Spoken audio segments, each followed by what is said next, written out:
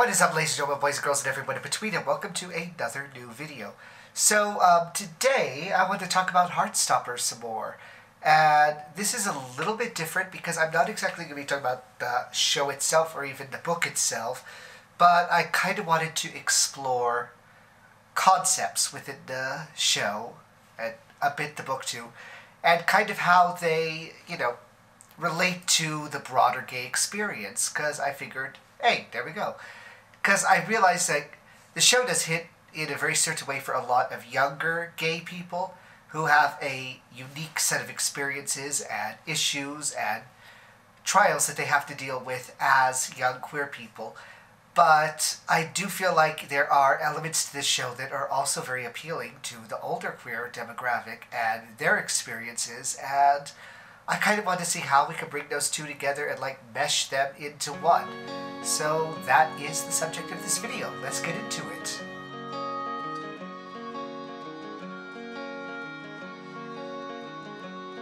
Now where do you think you're going? Thought it was wrong to come over.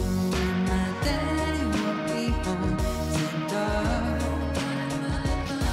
Now where do you think you're going? Thought it was wrong to come over. Your mama says I'm no good boy. Oh, what have you done? I feel like there is a disturbing trend again towards normality.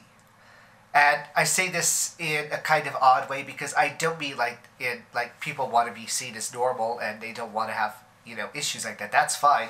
But it's a trend towards normality that is also part of respectability type things.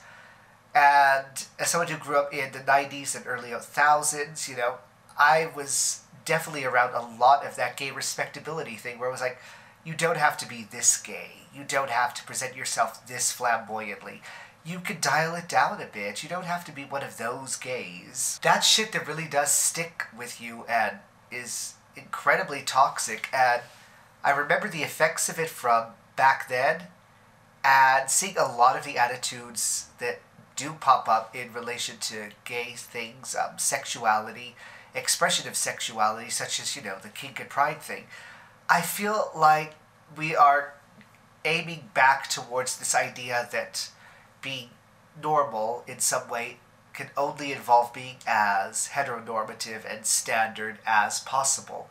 And I feel like that's something to get away from. And I do feel like Heartstopper presents a few story ideas and elements of how sexuality works for people that does kind of bridge the gaps here. So I want to get into that.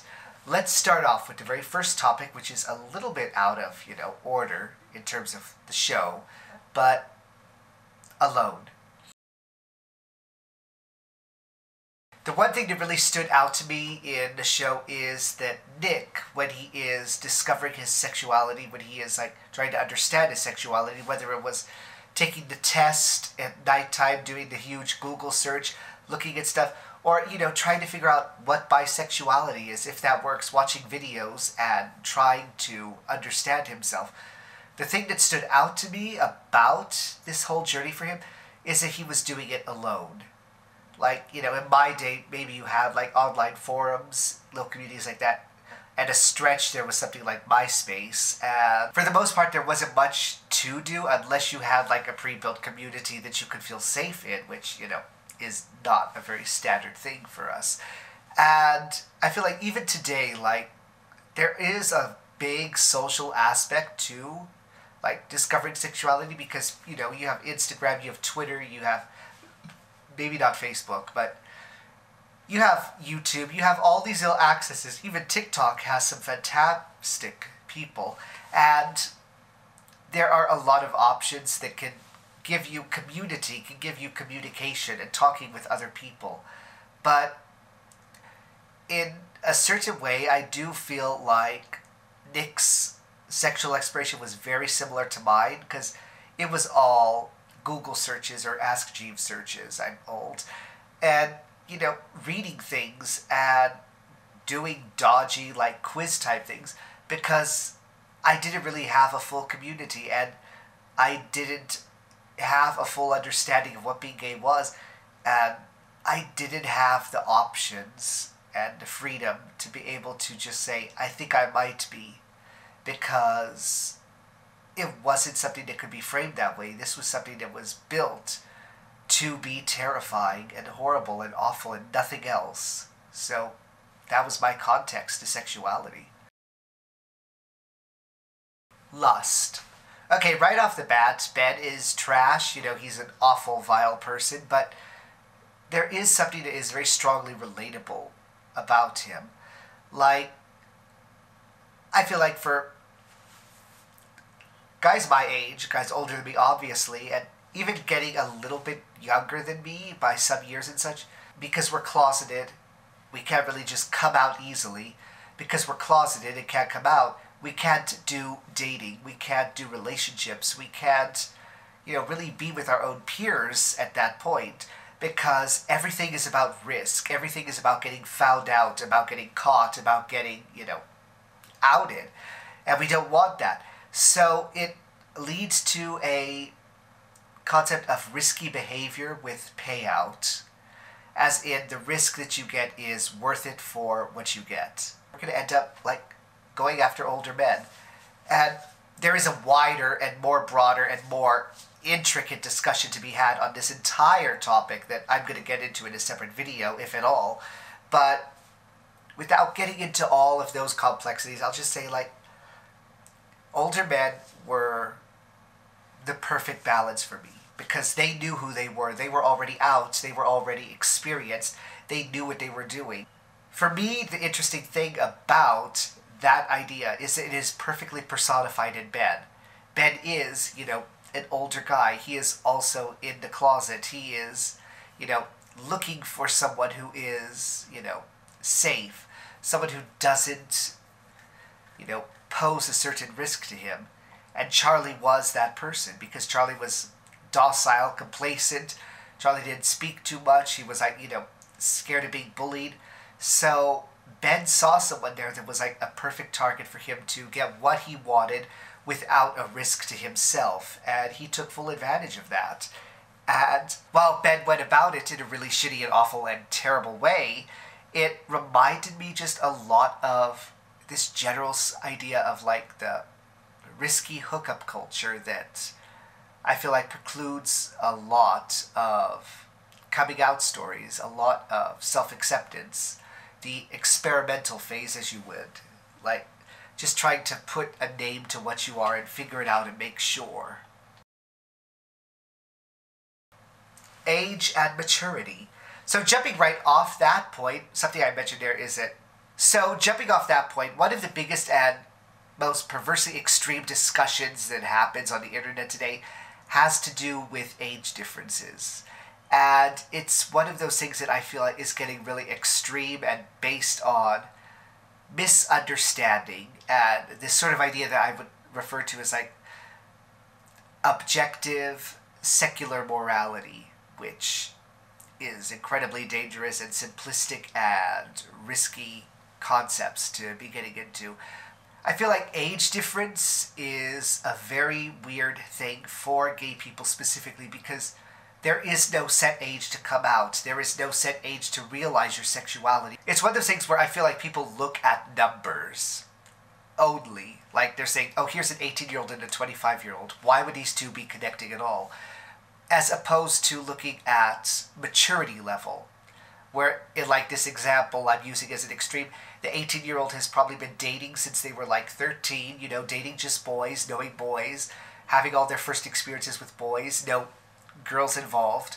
And the 25-year-old did like a small handful of fake, chaste relationships with women before eventually, you know, coming out and like realizing they have no idea what they want.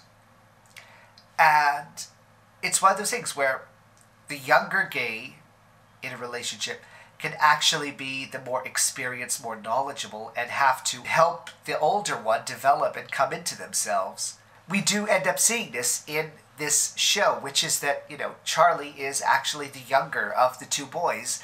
Nick is the older one, but Nick is having his very first male crush. He is having his very first realization that he might be bisexual or gay or something else. And you see it a lot where Nick depends and leans, literally in a few cases, on Charlie because Charlie has been out for a while. Charlie has known he's been gay for an even longer while, and Charlie has the experiences, and Charlie knows what's coming and knows what to do. And in the novels, this manifests in some very interesting ways where Charlie is like incredibly stressed about the idea of their relationship coming out, even though he wants to be with Nick and everything, obviously, because he has already experienced the negative aspects of that and doesn't want Nick to go through them. It's really interesting, and I can't wait to see the series target that, but I do feel like there is an important aspect to the sort of very G-rated, very friendly version of events where Charlie, the more like submissive, like innocent type person, is actually the leader in this relationship and the sort of figurehead for discovering yourself, whereas Charlie is still naive, still developing, still learning, and still getting to know himself and needing Charlie's advice and understanding. Genuine. The wholesomeness of Heartstopper comes mostly from the sweet, genuine way Nick and Charlie spent every moment of their burning romance together. Like the innocent coiffing of Charlie's hair from a fresh haircut, the impromptu cuddle hug in the homemade picture frame, the theater hand holding. It's genuine, it's organic, it is these wonderful experiences, and not to invalidate the hetero versions of this, but I feel like the queer version inherently lends itself to genuineness. And I say that for all queer people, not just this story, because I feel like we don't get many chances. Girlfriend-boyfriend dynamics in hetero situations are built in. They're ingrained. It's like even before you've hit puberty, you could have a boyfriend or a girlfriend, and your family's going to be like, oh, it's so cute, look at them, they're so cute together, blah, blah, blah. And, okay, yeah, you do have protective fathers that are, weirdly obsessed with their daughters' vaginas, but that's a whole other discussion. Having a boyfriend or girlfriend is just seen as part of the growing up stage for heteros. And you don't really have to have extremely genuine emotions in it. You can very much just be going through the motions because you have to. It could be puppy love. It could be, just friendship with a little extra. It can be all these things, and no one really cares what the dynamic is or to what extreme it is, because it's just kids. Whereas when you're gay, when you're closeted, when you're fresh out of the closet or whatever, you always have a much smaller dating pool. You have the fears, you have these trepidations. Look at these two. They are built on trepidation, and most of it is entirely in their heads. But there is no point for being cutesy, for being silly, for doing something for fun. If you're dating, it's because you want to date. If you're dating someone, it is because you had the chance and you're taking it. And I do love that there is such a genuine connection here. Even though, people are going to say, oh, look, they're 15 and 16. They're not going to be having genuine love at this age. They're not even going to know what their end game is going to be. They're going to grow and keep being different people, blah, blah, blah. But I feel like people look at love in the long term too much, because none of us are the people that we're going to be long term. At no point, the person I am at 30 is not the person I was at 25, which is supposedly the magical year we become fully formed adults, which, by the way, I'm going to get into that later on, but that is a complete fallacy and misunderstanding of how biology and human anatomy works, and especially how brain development works. But I still continue to develop and change because I came out late after 25. I have so many things I'm learning and becoming and changing that never would have happened if I hadn't come out. And definitely the person I'm going to be at 35 is going to be way different from the person I am now. And we're always changing. Love isn't something that is meant to be long term. Love is existential. Love is in the moment. And if your moment doesn't last, it doesn't mean that the love was a failure. It doesn't mean that the love was a mistake. It just means that the both of you grew, or one of you grew. That's it. So within those contexts, to me, I think it is perfectly fine that these two are having a genuine, very strong, in-the-moment love. Because, again, we're gay. Like, having a fake girlfriend just so that none of your friends make fun of you for being single isn't something we can do that often. Just like going through the motions because you don't want to be alone. It's not something we get to do very often. Gay people immediately have a much smaller dating circle. We have much smaller chances. We have much smaller potential for openness and freedom. And even more so when you're living in rural communities like I am. So, why fake it? Why go through motions? Why not be happy? I feel like while this can happen, and especially in like bigger cities or gay communities, it probably happens far more frequently than I would imagine. But overall, I feel like we all mutually know the feeling of feeling like you might never get love, that you might never get the chance for romance.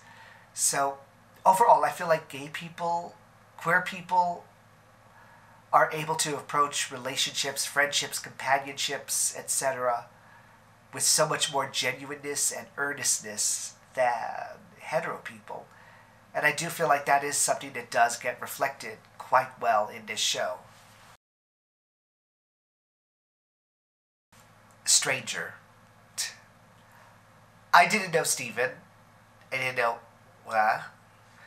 both of these guys went in very different directions in my life, and, ultimately the easiest way to make friends with these people is that they were strangers, that they had no real connection in my life, that, they meant nothing to me at the time. So being able to become myself around them, being able to come out around them was very easy. And it led to some friendships, and one of those friendships turned out fine, the other one really, really bad. Being able to come out is a lot easier when you don't have a strong connection to the person you're coming out to, when they're a stranger, because they don't have a preconception of you. They haven't built you in their head.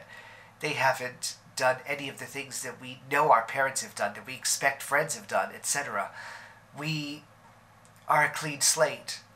So being able to look at someone and come out to them is freeing and easy and terrific. And I do love that this show did this in a sense where, like, Charlie has his first, like, coming out moment in a certain way, and Nick has his with Tara when he doesn't really know her too well. Like, they've had a few encounters before that, but nothing major. And then they become besties, and it's awesome. But I do love that the show does this, and I feel like it's one of those themes that will always be applicable and always true, because it's so much easier to present yourself when no one has any idea what you have been before. So to close this video, I'm not saying it's perfect, good, or the way things should be, but I feel like idealizing the future that we want for the next generation of queer kids and the one after that doesn't necessarily mean denying or shaming the queer past or even the queer present. Because as good as today is, there's still 18-year-olds that I have known from work and such who have gone through the stuff that I went through at 18, who, are afraid and scared.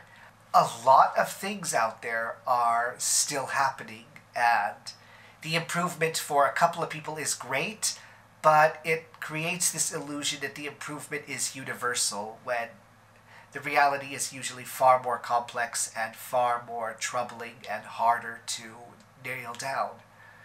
I feel like we can't look at anything in queer relationships, in the queer community, in the queer experience as being black and white, which sadly I feel like a lot of this objective morality that's popping up today is kind of doing black and white everything. There's a lot of gray. There's whys, hows, there's whens, and honestly, I feel like to some degree the queer experience never really changes, and probably never will to some degree.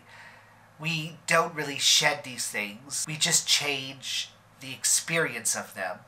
It's like, okay, Charlie is going off with guys a year older than him, or maybe 2 years older than him, instead of guys who are like, 14 or 15 years older than him. And when things change, when opportunity occurs, it's brilliant. And I love the idea that, a more normalized relationship can occur for queer youth today, tomorrow, soon. It's rough in a way because the expectation of that as the default just puts a lot of other queer kids into a rough spot when, they aren't going to have those opportunities yet, when they're still having the struggles that a lot of closeted queer kids had in the past, when their present has not changed very much from the past. And I'm not saying that we should condone anything or say that anything is acceptable, etc., but instead of saying this can either be right or this can be wrong, I feel like we need to look more at contexts and elements and details in these stories, because I feel like overall it's mostly just guys trying to do the best with what they can. And I wish every single young gay, I wish every single older gay could have had the Nick and Charles experience, but sadly, even in 2022, this is still not reality for so many kids. And current legislation, current laws make it look like it is going to start rolling back, and we're going to have another generation with a lot of stressful and scary experiences. So yeah, this was me talking about Heartstopper, how it relates to the gay experience, and some of the more conflated elements of that therein. I got very rambly, I'll be honest, because a lot of these points ended up being emotional for me and being very personal. So I'm definitely going to re-explore them later on. But yeah, if you enjoyed this video, like, comment, subscribe. I will see you guys in the next one. And of course, remember, life always gets better as long as you work at it brick by brick. See ya!